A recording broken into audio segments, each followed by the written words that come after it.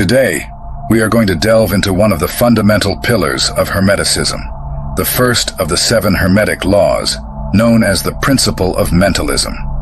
It states, "The all is mind, the universe is mental." This seemingly simple phrase holds a universe of implications within it. What does it truly mean to say, "The all is mind"? That the universe is ultimately a mental construct? That our experiences are mere reflections of our thoughts? Today, we will explore the true power behind this principle and its corroboration within modern physics. This principle not only opens the doors to the other 6 pillars of Hermes Trismegistus, but reveals to us a secret that completely transforms our way of seeing and interacting with the universe. When we affirm that the all is mind, we enter the mystery that the universe, all that is, was, and will be, is a manifestation of the universal mind, what Hindus call Vishnu's dream. Each of us is an intrinsic part of this manifestation. So, let us explore this deeply, for once we understand the first law, the doors to the mysteries of the spirit begin to open. To begin, it's essential to understand what this term mentalism means. According to the Kybalion, the most well-known book on Hermeticism, mentalism reveals that reality is not physical, nor made of solid, tangible matter as we might imagine. On the contrary, it is a mental construct, a creation of the universal mind, the all. Imagine that every element you see, touch, and feel is part of a vast mental projection, a vision many associate with the concept of the Matrix. This universe, which appears so concrete to us, is an elaborate construct that emerges from consciousness. The ancient masters of Hermeticism teach us that there is an unbreakable connection between our individual mind and this universal mind. In other words, we are sparks of the mind of the all. When you think, create, and imagine, you are using the power of a mind that is ultimately part of the universal consciousness.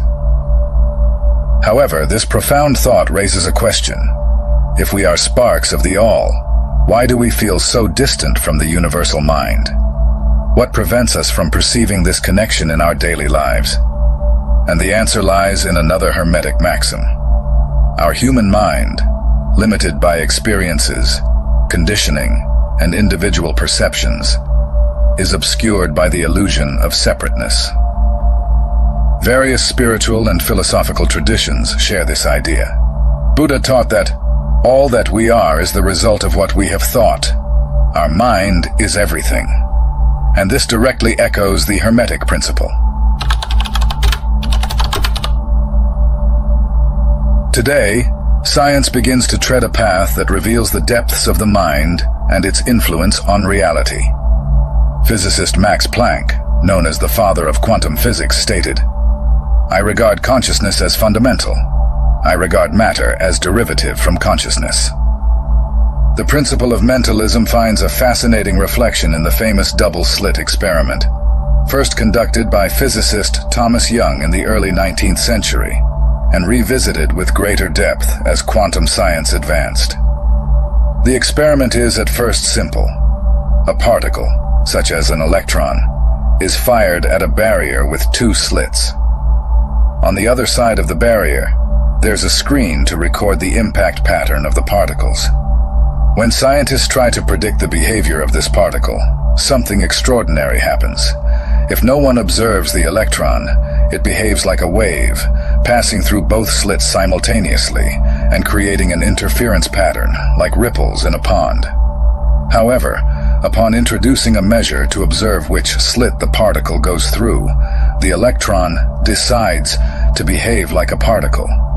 It chooses only one of the slits, eliminating the interference pattern and creating a pattern that indicates a defined trajectory. This phenomenon reveals that, at a quantum level, the act of observing modifies reality. The observer seems to interfere with the essential nature of the particle, forcing it to choose a specific state.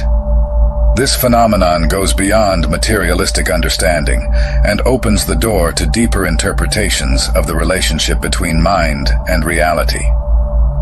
The double-slit experiment confirms that observation, consciousness focused on a point, possesses the power to determine the state of things. And here lies the great teaching of the first Hermetic law. Reality is malleable, subjective, susceptible to the conscious mind that observes, interacts, and creates. This is what Hermes Trismegistus pointed to millennia ago. Imagine the mind as a vast ocean, where every thought, every observation acts like a stone tossed onto the water's surface, creating ripples and affecting everything around it. When you direct your attention to something, you throw that stone and create the movement, transforming potentiality into manifestation, like the electron that decides to be a particle instead of a wave. This is the mental power that the Hermetic principle speaks of.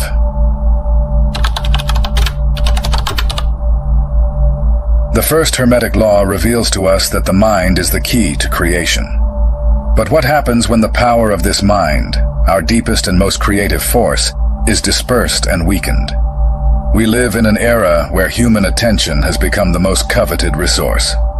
Our energy, once focused on conscious creation, is being manipulated and consumed. And this is no accident. In a world where our ability to create reality depends on the strength of our attention, controlling where that attention is directed becomes a form of power.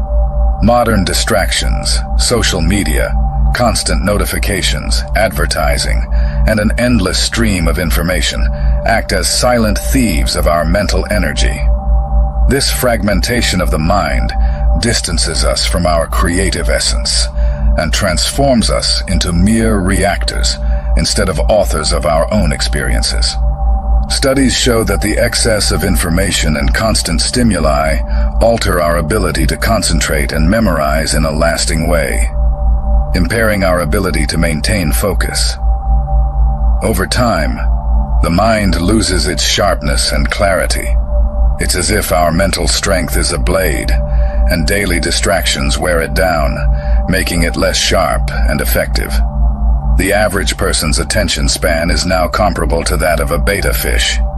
In Hermetic teachings, attention is seen as a tool for creation. Imagine it as the concentrated light of a magnifying glass. When your attention is focused, you can concentrate all the energy on a single point, intensifying and manifesting what you desire. But when that light is dispersed, we lose the power to transform and direct our path. We become passive observers, submerged in a torrent of superficial stimuli. In addition to fragmenting focus, modern distractions subtly shape our subconscious. Everything we see and hear, even if it seems irrelevant, leaves a mark on our minds.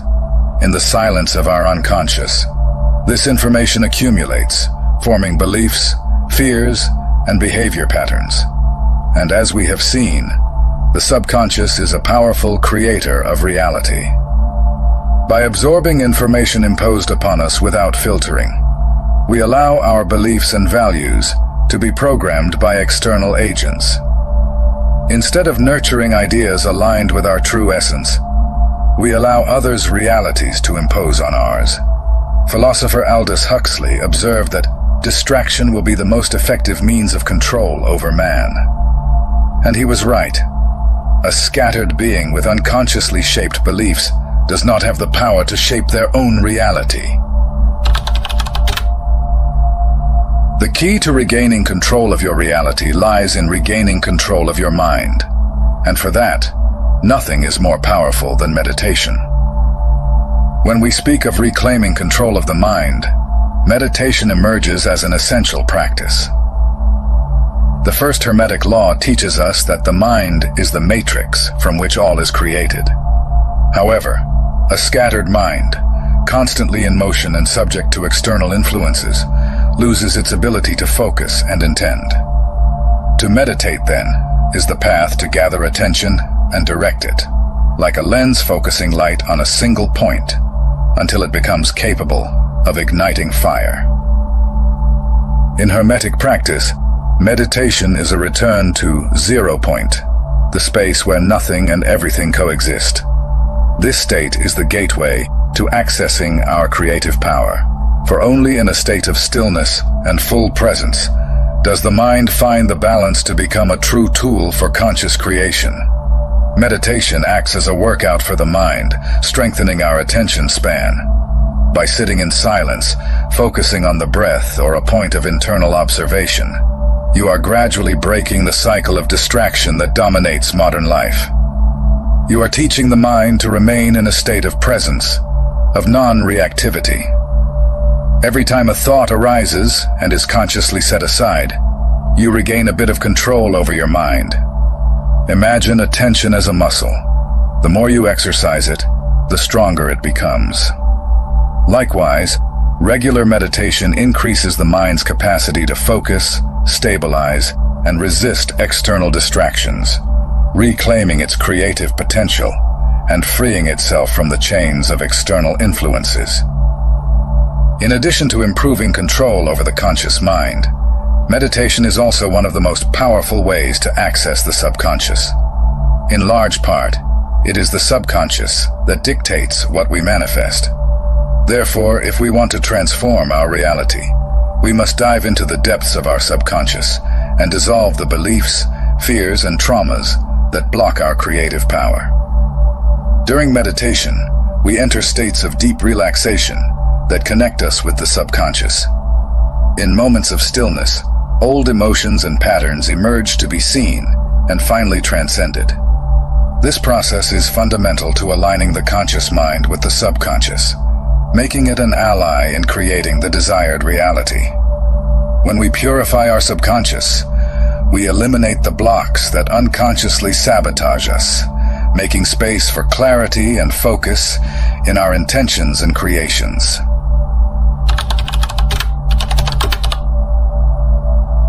At the heart of these teachings, we understand that the universe we perceive, with all its complexities and nuances, is ultimately a projection of our minds.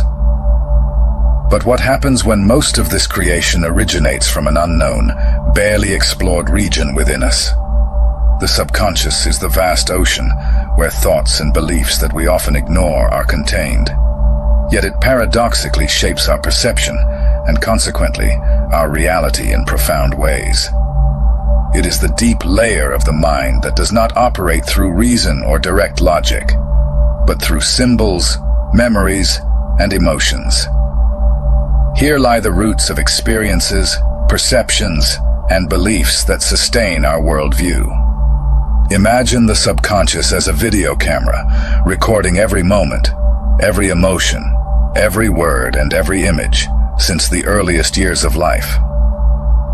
This constant recording goes beyond what you consciously perceive, as it also carries an emotional interpretation. It records fears, joys, insecurities. Each memory and emotion, once fixed in the subconscious, begins to create invisible molds that determine how you will view the world, your relationships, and even your possibilities for success and fulfillment. If the subconscious is the great mold of our reality, we need to understand how it directly influences what we experience.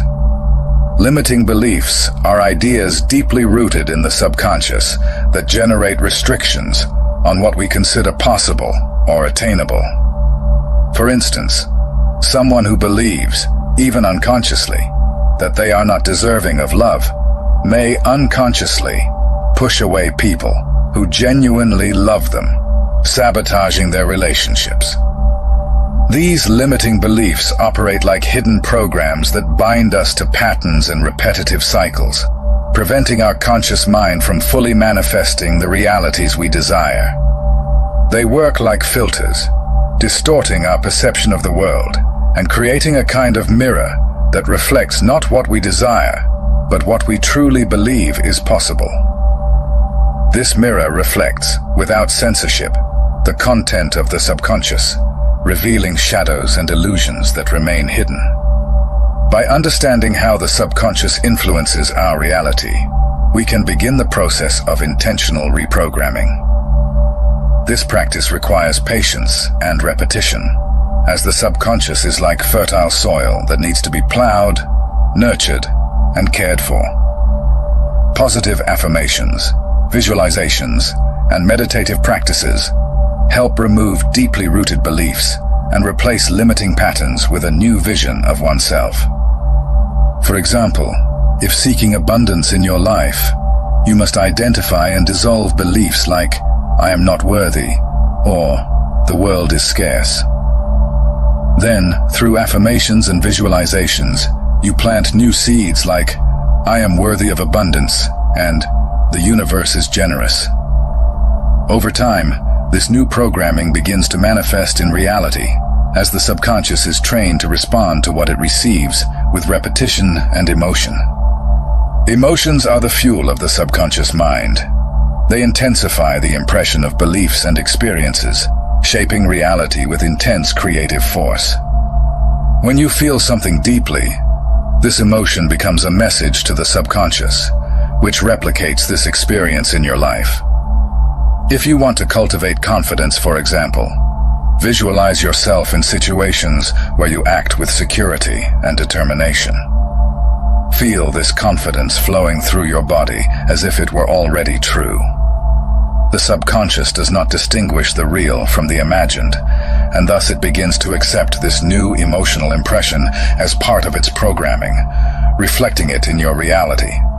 Through reprogramming, self-knowledge, and the cultivation of elevated emotions, we can access the full potential of our subconscious mind, transforming it from a territory of shadows and limitations into a creative ally, capable of guiding us to our highest purpose. The first Hermetic law reveals to us that we are co-creators of our reality. Our mind is a temple, and what we create within this temple inevitably reflects in the external world.